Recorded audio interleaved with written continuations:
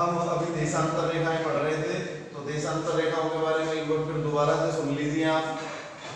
पृथ्वी के मॉडल अथवा प्रतिरूप पर गहरे काले रंग की सीधी या खड़ी रेखाएं जो उत्तर से दक्षिण की ओर खींची जाती हैं, अर्थात जो उत्तरी और दक्षिणी ध्रुवों को मिलाते हुए खींची जाती है, क्या कहलाती है बेटा?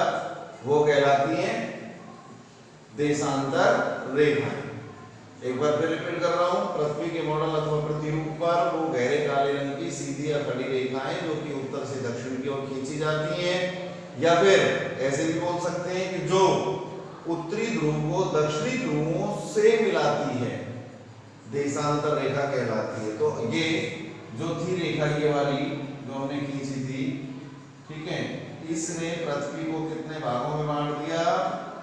इस रेखा ने हमारी पृथ्वी को 2 भागों में बांट दिया। ठीक है बच्चों, ये है 0 डिग्री देशांतर रेखा। इसने हमारी पृथ्वी को कितने पार्ट्स में डिवाइड कर दिया? 2 पार्ट्स में डिवाइड कर दिया। एक तो पूर्वी गोलार्ध और दूसरा पश्चिमी गोलार्ध। ठीक है भाई, पूर्वी गोलार्ध और पश्चिमी गोलार्ध। इस तरीके से ये हमारे पास में फिर 2 गोलार्ध आ गए। जैसे भूमध्य रेखा ने 2 भागों में बांटा था, इस रेखा ने पृथ्वी को उत्तरी गोलार्ध और दक्षिणी गोलार्ध, ऐसे इस रेखा ने हमारी पृथ्वी को कितने भागों में बांट दिया? 2 भागों में बांट दिया, पूर्वी गोलार्ध और पश्चिमी गोलार्ध। तो देशांतरों की मैंने कुल संख्या भी आपको बताई थी। देशांतरों की कुल संख्या होती है 360 डिग्री। ठीक है, अब 360 कैसे होती है? तो 180 डिग्री तो कहाँ होते हैं? पूर्व दिशा में, और 180 ही किस में होते हैं? पश्चिम दिशा में। तो 180 प्लस 180 कितने हुए? 360 डिग्री। ठीक है भाई, तो देशांतरों की कुल संख्या हुई 360 डिग्री। तो ये 360 हमारे पास है, जिसमें से 180 डिग्रीज तो कहां पर है? पूर्वी गोलार्ध में, और 180 डिग्रीज किसमें? पश्चिमी गोलार्ध में। ठीक, इसके बाद आगे हम बात करते हैं प्रमुख देशांतर रेखाओं की।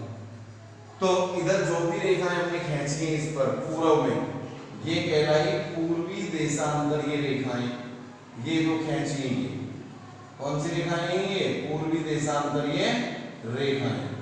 और इस ये जो इधर खींची है, ये कहलाएंगी पश्चिमी देशांतर रेखाएं। कौन सी रेखाएं कहलाएंगी? ये पश्चिमी देशांतर ये रेखाएं या पश्चिमी देशांतर। इस तरीके से तो हमारे पास में देशांतर रेखाएं कितने प्रकार की हो गई? 2 प्रकार की, पूर्वी देशांतर रेखा और पश्चिमी देशांतर रेखा।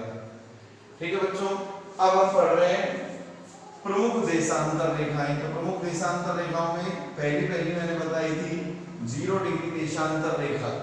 0 डिग्री देशांतर रेखा, जैसा कि आप सबको पता है, ये यहाँ पर ये जो मैंने रेखा बना रखी, डार्क लाइन कर रखी है, ये डार्क लाइन ही क्या है? 0 डिग्री देशांतर रेखा है। तो ये 0 डिग्री देशांतर रेखा का उपनाम क्या है? ग्रीनविच रेखा। ग्रीनविच रेखा, इस रेखा को क्यों कहा जाता है? इसलिए कहा जाता है बच्चों ग्रीनविच रेखा, क्योंकि यह रेखा यूरोप महाद्वीप के जहां पर है, वहां यूरोप महाद्वीप स्थित है। यूरोप महाद्वीप में इंग्लैंड देश है, इंग्लैंड देश की राजधानी लंदन है, लंदन में ग्रीनिच नामक स्थान है। उस ग्रीनिच स्थान पर एक वेधशाला, जहां ब्रह्मांड के लिए खोज करने के यंत्र और उपकरण लगाए जाते हैं, उसको वेधशाला बोलते हैं। उस बिल्डिंग को, उस भवन को या उस क्षेत्र को ऑब्जर्वेटरी या वेधशाला के नाम से जाना जाता है। तो उस ग्रीनिच नामक स्थान पर ये ऑब्जर्वेटरी या वेधशाला स्थित है, इसलिए उस वेधशाला का नाम दिया जाता है ग्रीनिच वेधशाला। तो उस ग्रीनिच वेधशाला के ऊपर से होकर ही ये रेखा गुजरती है, 0 डिग्री देशांतर रेखा, इसलिए इसे ग्रीनविच रेखा के नाम से जाना जाता है। अब इसको लिखेंगे कैसे सर? समझा तो दिया आपने, तो लिखने का तरीका यही है बेटा, 0 डिग्री देशांतर रेखा को ग्रीनविच रेखा के नाम से जाना जाता है, क्योंकि यह रेखा यूरोप महाद्वीप के देश ब्रिटेन या इंग्लैंड की राजधानी व प्रमुख नगर लंदन में स्थित ग्रीनिच वेधशाला के ऊपर से होकर गुजरती है, इसलिए इस रेखा को ग्रीनविच रेखा के नाम से जाना जाता है। एक बार फिर दोबारा से रिपीट कर रहा हूं, 0 डिग्री देशांतर रेखा को ग्रीनविच रेखा के नाम से भी जाना जाता है। क्यों जाना जाता है? क्योंकि यह रेखा यूरोप महाद्वीप के इंग्लैंड देश की राजधानी में प्रमुख नगर लंदन में स्थित ग्रीनिच वेधशाला के ऊपर, ग्रीनिच स्थान पर स्थित ग्रीनविच वेधशाला या ग्रीनिच वेधशाला के ऊपर से होकर गुजरती है, इसलिए इसे ग्रीनविच रेखा के नाम से जाना जाता है। और यही रेखा पृथ्वी को कितने टुकड़ों में डिवाइड करती है? 2 पार्ट्स में डिवाइड करती है, 2 टुकड़ों में या 2 भागों में बांट देती है। इसके आधा पूर्व वाला हिस्सा कहलाता है पूर्वी गोलार्ध और आधा पश्चिम वाला हिस्सा कहलाता है पश्चिमी गोलार्ध। पूर्वी गोलार्ध में 180 देशांतर होते हैं और पश्चिमी गोलार्ध में भी 180 डिग्री देशांतर होते हैं। इस तरीके से टोटल देशांतर हमारे पास कितना होगा बेटा? 360 डिग्री, जो अभी मैंने यहाँ बताया था। ये पूर्वी देशांतर है, पूर्वी देशांतर, और ये पश्चिमी देशांतर है। ठीक है, तो पूर्वी और पश्चिमी दोनों देशांतरों को मिलाकर के कितना बना अपना? 360 डिग्री। तो देशांतरों की टोटल संख्या कितनी हो गई? 360 डिग्री। तो ये आपको अच्छे से समझ लेना है। क्यों समझ लेना है अक्षांश और देशांतरों के बारे में बेटा? क्योंकि हमारे लेसन का नाम ही क्या है? भारत की लैटिट्यूडनल एंड लॉन्गिट्यूडनल पोजीशन, स्थिति, विस्तार और अवस्थिति। तो हम अक्षांशों के आधार पर भारत को पढ़ेंगे, देशांतरों के आधार पर भारत को पढ़ेंगे, इसलिए इस चैप्टर को पढ़ने से पहले हमें इन चीजों की जानकारी करना आवश्यक है। अब आगे दूसरी है बेटा 82.5 डिग्री पूर्वी देशांतर रेखा। कौन सी रेखा है? 82.5 डिग्री पूर्वी देशांतर रेखा। इस रेखा का उपनाम क्या है? यह भारत की प्रमाणिक समय रेखा है। प्रमाणिक समय रेखा क्या होती है? ऐसी रेखा जिसके अनुसार संपूर्ण देश का समय निर्धारित और निश्चित किया जाता है, उस रेखा को प्रमाणिक समय रेखा के नाम से जाना जाता है। तो भारत का जो पूर्व से पश्चिम तक का विस्तार है, देशांतरीय विस्तार, वो 29.30 डिग्री के समथिंग या लगभग 30 डिग्री देशांतर बोल सकते हैं। पूर्व से पश्चिम तक भारत का जो देशांतरीय विस्तार है वो, उसमें कितने का अंतर है? 30 डिग्री का है। तो 15 डिग्री देशांतर पर एक मानक समय की गणना की जाती है। तो इस हिसाब से 30 डिग्री पर कितने मानक समय की गणना की जानी चाहिए? 2 मानक समय की गणना की जानी चाहिए। जब हम 2 मानक समय मानते हैं, एक पूर्व का एक पश्चिम का, तो पूर्व का समय अलग हो जाएगा, पश्चिम का समय अलग हो जाएगा। इस समस्या से बचने के लिए भूगोलवेत्ताओं ने क्या सुझाव दिया कि भारत के बीचों बीच में से एक रेखा गुजरती है जिसकी डिग्री है 22.5 डिग्री। समझ में आया? 82.5 डिग्री देशांतर रेखा। तो ये 82.5 डिग्री देशांतर रेखा ये बीच में से गुजर रही है। तो क्या करें कि भारत का जो समय है इस रेखा के आधार पर ही निश्चित करें। तो इस रेखा के आधार पर ही भारत का समय निर्धारित किया गया है, जिससे कि संपूर्ण देश में एक ही जैसा समय हमें महसूस होता है, दिखाई देता है, देखा जाता है। आ गई मेरी बात समझ में आपकी? अगर हम इस तरीके से इस बात को नहीं स्वीकार करते हैं, नहीं मानते हैं, पूर्वी देशांतर रेखा का समय हम देखते हैं तो पूर्व से पश्चिम तक जाने में 2 घंटे का विलंब लग जाएगा। पृथ्वी को 1 डिग्री देशांतर को पार करने में 4 मिनट का समय लगता है। तो भारत का पूर्व से पश्चिम तक का जो विस्तार है उसमें 30 डिग्री का अंतर है। 1 डिग्री को पार करने में 4 मिनट का समय लग रहा है, तो 30 डिग्री को पार करने में कितने मिनट का समय लगेगा बेटा? 120 मिनट का। 120 मिनट में कितने घंटे होते हैं? 2 घंटे होते हैं। 60 मिनट का 1 घंटा होता है, तो 120 में कितने हो गए? 2 घंटे। तो जब हम पूर्व में अरुणाचल प्रदेश से पूर्व से पश्चिम में गुजरात के पोरबंदर तक पहुंचेंगे तो कितने घंटे का अंतर आ जाएगा? समय में 2 घंटे का अंतर आ जाएगा। तो इस समय ना तो सूर्य 7 बजे दिखाई देगा और पश्चिम वालों को वही सूर्य 9 बजे दिखाई देगा उगता हुआ। तो इससे समस्या हो गई। पूर्व का काम अलग समय पर चलेगा, पश्चिम का काम अलग समय पर स्टार्ट होगा। तो इस समस्या को ही दृष्टिगत रखते हुए, ध्यान में रखते हुए भूगोलवेत्ताओं ने क्या सुझाव दिया, क्या सजेशन दिया कि ना तो हमें पूर्व का समय मानना है और ना ही पश्चिम का समय मानना है। भारत के बीच में से होकर जो भी रेखा गुजर रही है उस रेखा का पर ही हम समय निर्धारित करें, उस समय को ही संपूर्ण भारत में लागू करें। तो वो कौन सी रेखा है? वो रेखा है बेटा ये 82.5 डिग्री पूर्वी देशांतर की रेखा। इस रेखा पर जितने भी बजते हैं उतना ही समय संपूर्ण भारत का माना जाता है। चाहे 1 बज रहा हो, चाहे 5 बज रहे हो, चाहे रात के 12 बज रहे हो, संपूर्ण भारत में वही समय स्वीकार किया जाएगा। इसी के अनुसार ही संपूर्ण भारत के राज कार्य होते हैं, शासन संचालन का कार्य होता है, नौकरी पेशा लोगों की नौकरियां होती हैं। कोई भी अलग समय हमने स्वीकार नहीं किया है। कौन सा समय स्वीकार किया है? 82.5 डिग्री पूर्वी देशांतर रेखा के समय को ही हमने भारत का समय स्वीकार किया है, प्रमाणिक समय स्वीकार किया। इसलिए इस रेखा को भारत की प्रमाणिक समय रेखा भी कहा जाता है। क्या कहा जाता है? भारत की प्रमाणिक समय रेखा। याद रखना, भारत की प्रमाणिक समय रेखा कौन सी है? 82.5 डिग्री पूर्वी देशांतर रेखा ही भारत की प्रमाणिक समय रेखा है। ठीक है भाई, दो बार यहां लिख दिया है। इस रेखा के समय को ही भारत का प्रमाणिक समय माना जाता है। भारत का प्रमाणिक समय कौन सी रेखा का समय है? 82.5 डिग्री पूर्वी देशांतर रेखा का समय ही भारत का प्रमाणिक समय माना जाता है। 82.5 डिग्री पूर्वी देशांतर रेखा का समय ही भारत का प्रमाणिक समय माना जाता है। अब ये क्यों माना जाता है मैंने समझाया, लेकिन आगे अपन जब और पढ़ेंगे इस लेसन को स्टार्ट करके तो अच्छे से मैं समझा दूंगा इसको। तो ये तो थी बेटा अक्षांश और देशांतर रेखाओं की बात। अब अक्षांश ये हैं फ्लैट लाइंस जो हैं, ठीक है, आड़ी रेखाएं जो हैं वो अक्षांश हैं, और स्टैंडिंग लाइंस जो भी आपको दिखाई दे रही है, खड़ी रेखाएं जो भी आपको ग्लोब पर या नक्शे में दिखाई देती है, वो क्या है बच्चों? वो है देशांतर रेखाएं।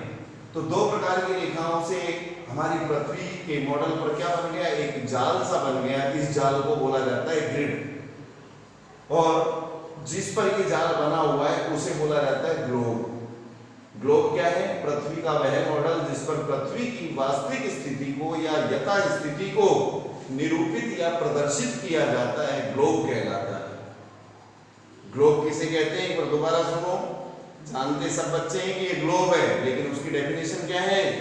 पृथ्वी का वह मॉडल अथवा प्रतिरूप जिस पर संपूर्ण पृथ्वी की वास्तविक स्थिति का निरूपण किया जाता है या प्रदर्शन किया जाता है, ग्लोब कहलाता है।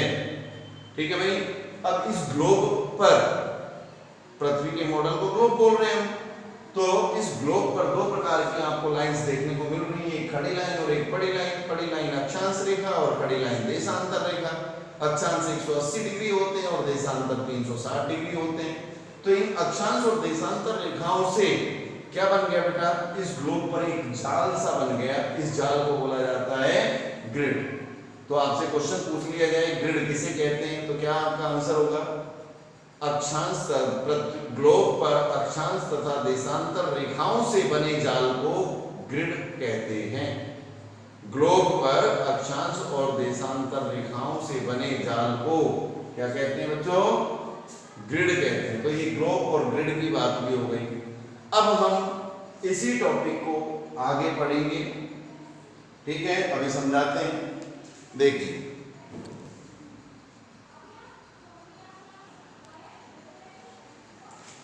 हाँ बच्चों, अब हम आगे भारत के बारे में चर्चा कर रहे हैं। अक्षांश देशांतरों के बारे में आप खूब अच्छी तरीके से जान चुके हैं। आगे सुनिए, हमारी पृथ्वी पर, ये हमारी पृथ्वी है,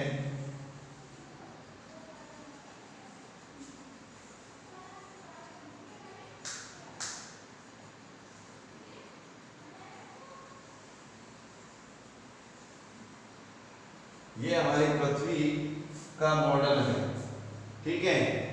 इस पर ये दो लाइन आपको दिखाई दे रही हैं, अभी जस्ट अपन पढ़ चुके हैं।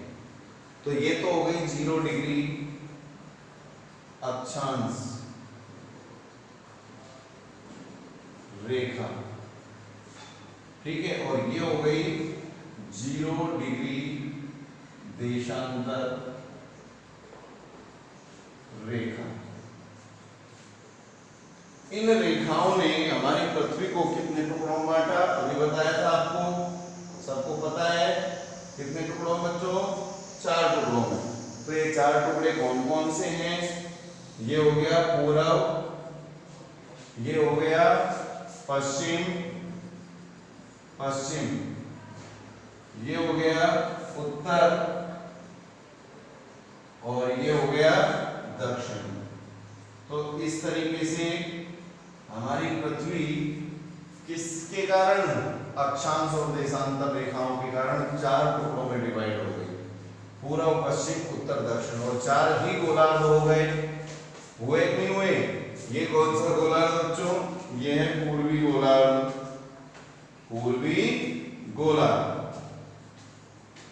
ठीक है भाई। फिर ये कौन सा है, ये है पश्चिमी गोलार्ध,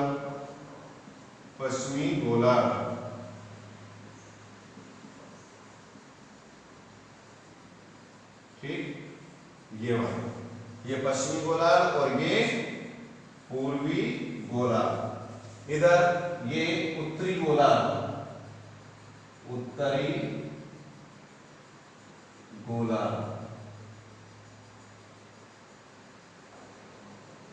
ठीक है भाई, ये वाला, ये उत्तरी गोलार्ध हो गया, और ये दक्षिणी गोलार्ध,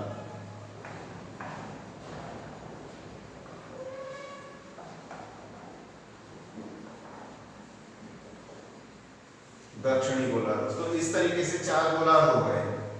अब महाद्वीप देखिए आप, हमारी पृथ्वी पर, जैसे कि अभी एक छोटा सा मानचित्र में यहाँ बना के बताता हूँ ग्लोब का, ये हमारी पृथ्वी, ये हमारी पृथ्वी का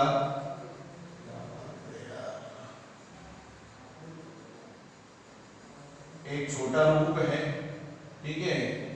इस पर 29% भाग पर तो स्थल है, और 71% एरिया पर, भाग पर क्या है बेटा, जल है, और इसके चारों ओर गैसों का एक विशाल आवरण है।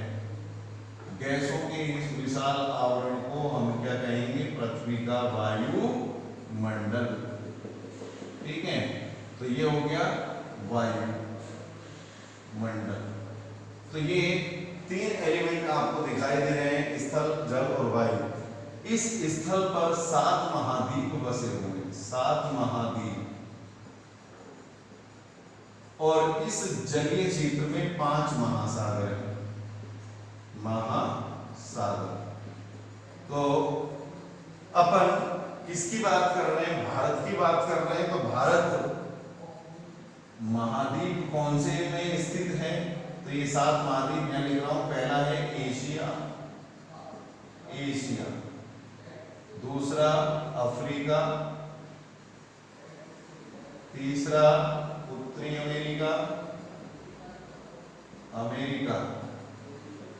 चौथा दक्षिणी अमेरिका, पांचवा अंटार्कटिका, और छठा बेटा यूरोप, और 7वां कौन सा है, 7वां बेटा ऑस्ट्रेलिया।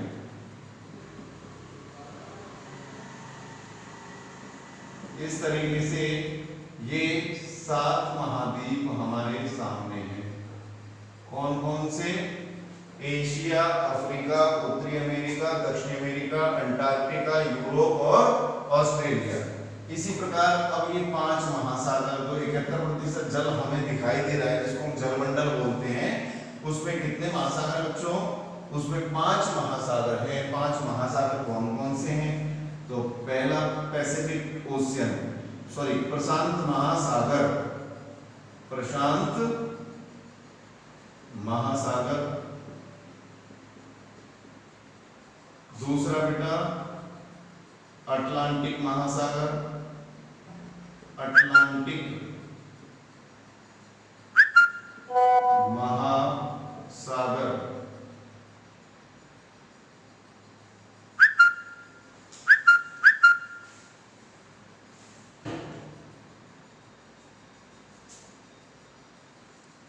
अटलांटिक महासागर।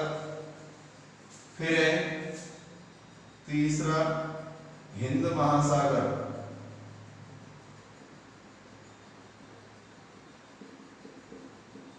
Indian ocean.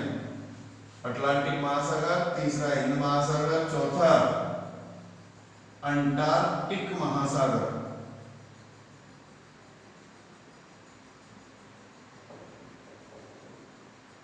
अंटार्कटिक महासागर। और पांचवा है बच्चों कौन सा? आर्कटिक महासागर, आर्कटिक महासागर। तो अब इन चीजों को अपन को यहाँ ब्लैक बोर्ड पर इसके अंदर देखना है, ठीक है। तो देखो भाई यहाँ पर ये दिखाई दे रहा है आपको,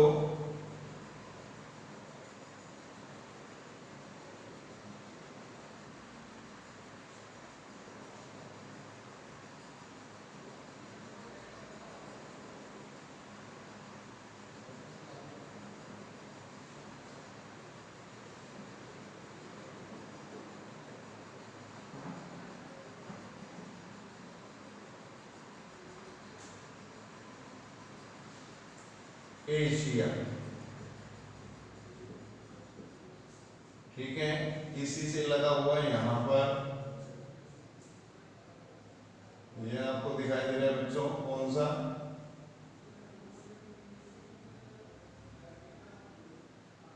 यूरोप, ठीक है। इसके इधर यहाँ पर आपको दिखाई दे रहा है ये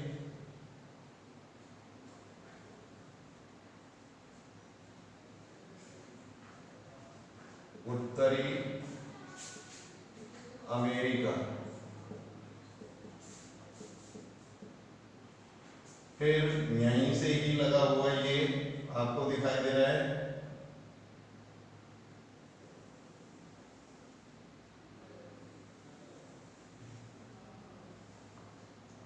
दक्षिणी अमेरिका।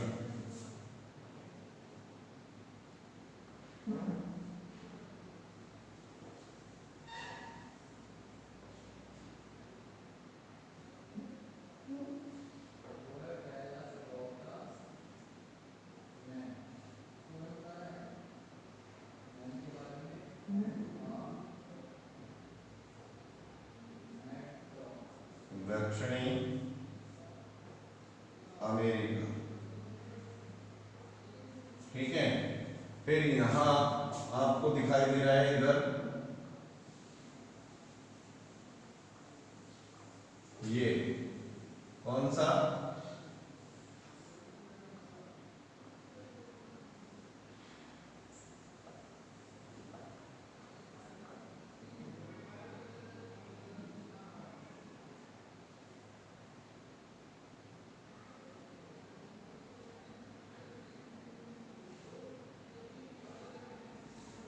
यूरोप। यहां पर ये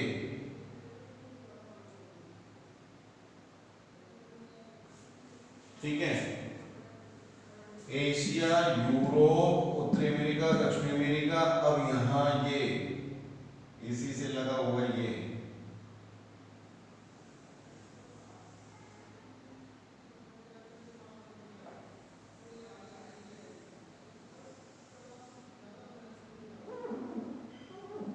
ये है अफ्रीका।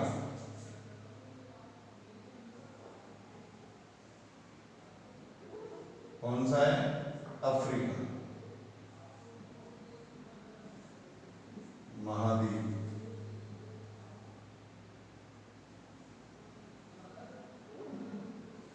क्लियर बच्चों, ये अफ्रीका महाद्वीप हो गया। यहां ये है ऑस्ट्रेलिया।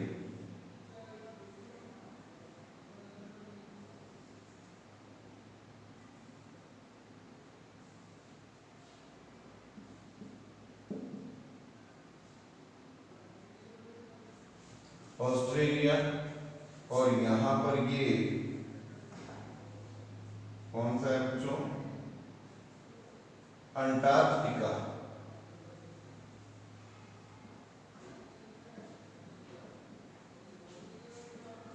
अंटार्कटिका और ये ऑस्ट्रेलिया। अब इन पे नंबर डाल दो जिससे आपको याद रहे। ये सामने ही सामने नहीं है, पृथ्वी गोल है, तो इनके कुछ हिस्से जो हैं वो किधर की ओर फैले हुए हैं, पीछे पृथ्वी की तरफ फैले हुए हैं, लेकिन मैंने इनको सामने ही आपको दिखाया है ताकि आपको पता चल सके कि कौन कौन से महाद्वीप हैं। तो पहला है बच्चों एशिया, दूसरा कौन सा है अफ्रीका, तीसरा कौन सा है उत्तरी अमेरिका, चौथा कौन सा है दक्षिणी अमेरिका, पांचवा कौन सा है अंटार्कटिका, छठा कौन सा है यूरोप, और सातवां कौन सा है ऑस्ट्रेलिया। इस तरीके से हमारे पास में कितने महासागर हैं, वो कितने महाद्वीप हैं बेटा, 7 महाद्वीप हैं। एशिया, अफ्रीका, उत्तरी अमेरिका, दक्षिण अमेरिका, अंटार्कटिका, यूरोप और ऑस्ट्रेलिया। आगे समझ में। अब हम देखते हैं किसको, महासागरों। तो महासागर कितने बताए थे आपको, महासागर बताए थे 5। तो पहला है प्रशांत महासागर, पृथ्वी गोल है, तो एशिया, ऑस्ट्रेलिया, उत्तरी अमेरिका और दक्षिण अमेरिका के बीच का जो क्षेत्र है, खाली जगह जिसमें जल पाया जाता है, वही है पैसिफिक ओशियन, प्रशांत महासागर। तो उस प्रशांत महासागर में से बीच में से हमने यूं लाइन खींच दी और उसको यूं फैला दिया, तो वो बच्चों क्या बन जाएगा, एक मानचित्र हमारे सामने बन जाएगा। तो आधा प्रशांत तो कौन सी दिशा में गया, पूर्व दिशा में, और आधा प्रशांत कौन सी दिशा में गया, पश्चिम दिशा में। तो इधर वाला जो प्रशांत है क्या कहलाएगा, पूर्वी प्रशांत महासागर। पूर्वी प्रशांत महासागर। आधा पश्चिम वाला हिस्सा क्या कहलाएगा बच्चों, वो कहलाएगा पश्चिमी प्रशांत महासागर। ठीक है भाई, ये पश्चिमी प्रशांत महासागर। तो एक ही गिना जाएगा इसको, लेकिन हम नक्शे पर ये हमें 2 टुकड़ों में दिखाई देता है, आधा भाग तो पूर्व में और आधा पश्चिम में, इसलिए मैंने ऐसे ही लिख दिया इसको, गिना एक बार ही जाएगा प्रशांत महासागर। फिर उसके बाद में दूसरा है अटलांटिक महासागर। तो ये अंग्रेजी वर्णमाला के एस अक्षर के समान, दोबारा देखिए कौन कौन से महाद्वीप हैं, यूरोप और अफ्रीका और उत्तरी अमेरिका और दक्षिण अमेरिका। इन चारों महाद्वीपों के बीच में जो ये अंग्रेजी वर्णमाला का एस अक्षर बना हुआ है, एस के समान जो आकृति बनी हुई है, ये क्या है बच्चों, ये बेटा अटलांटिक महासागर। तो ये दूसरे नंबर पे, पहले नंबर का तो क्या हो गया प्रशांत महासागर, दूसरे नंबर का क्या है बच्चों, ये है अटलांटिक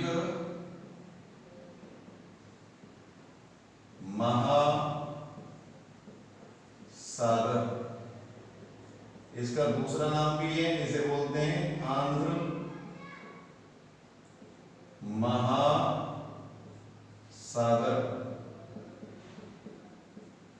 ठीक है भाई, आंध्र महासागर भी बोलते हैं इसको, प्रशांत अटलांटिक महासागर।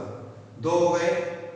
अब तीसरा है हिंद महासागर। हिंद महासागर कहाँ है बेटा, एशिया, अफ्रीका, ऑस्ट्रेलिया के बीच जो ये खाली जगह दिख रही है, प्रशांत महासागर को छोड़कर जो ये खाली जगह दिख रही है, इन तीनों महाद्वीपों के किनारे किनारे के पास में जो ये जलीय क्षेत्र दिखाई दे रहा है, that is Indian ocean, Hind महासागर। हिंद महासागर। ओके बच्चों, तो ये अपने पास में तीसरा आ गया कौन सा है तीसरा? हिंद महासागर। दूसरा कौन सा है? अटलांटिक महासागर। पहला कौन सा है? प्रशांत महासागर। 3 हो गए। अब चौथा है अंटार्कटिक महासागर। कौन सा? अंटार्कटिक। तो ये देखो बेटा, अफ्रीका, ऑस्ट्रेलिया और दक्षिणी अमेरिका और अंटार्कटिका, इनके बीच का जो क्षेत्र है, ये तीनों महाद्वीप और ये चौथा महाद्वीप, इनके बीच में जो एक खाली जलीय क्षेत्र है, ये क्या कहलाता है? या फिर यूं कह सकते हैं कि अंटार्कटिका महाद्वीप के ऊपर वाला जो क्षेत्र है, जलीय क्षेत्र, वो क्या है बच्चों? वो है अंटार्कटिक महासागर। तो यहां लिख रहा हूं मैं चौथे नंबर का अंटार्कटिक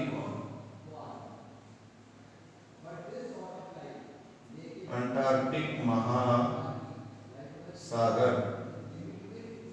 इज दैट क्लियर? अगर क्लियर नहीं भी हुआ है तो फिर दोबारा बता रहा हूं। पहला प्रशांत महासागर, दूसरा अटलांटिक महासागर, तीसरा हिंद महासागर, चौथा अंटार्कटिक महासागर। अंटार्क है ये, रह रहा है ये ऊपर, अंटार्कटिक महासागर। अब बचा कौन सा अपना पांचवा लास्ट, आर्कटिक महासागर। तो आर्कटिक महासागर कहां पर है बच्चों?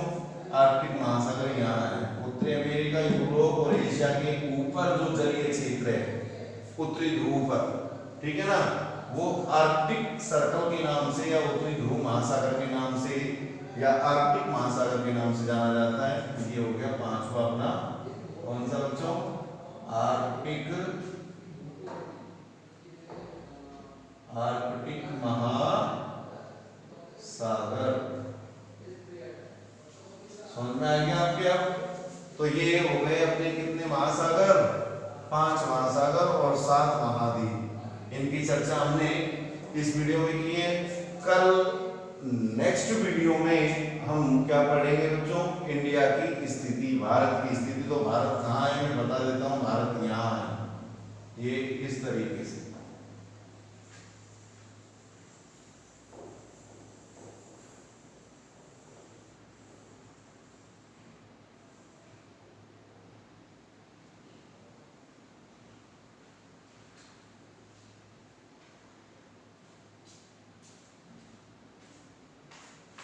ये भारत है बच्चों। तो एशिया महाद्वीप के जब हम पार्ट करते हैं, कितने? 4 पार्ट करते हैं। तो पूर्वी एशिया, पश्चिमी एशिया, उत्तरी एशिया और दक्षिणी एशिया। तो दक्षिणी एशिया में या एशिया के दक्षिण भाग के ठीक मध्यवर्ती क्षेत्र में हिंदुस्तान, इंडिया फैला हुआ है। तो इसकी सिचुएशन जो है, इसके बारे में कल डिस्कस करेंगे नेक्स्ट वीडियो में। अगर कुछ भी आप लोगों को समझ में नहीं आया है तो आप पर्सनली मुझसे मेरे कॉन्टैक्ट नंबर पर संपर्क कर सकते हैं और पढ़ाई करते रहें, वीडियो देखते रहें, PDF फाइल में से नोटबुक में होमवर्क करते रहें। Thank you.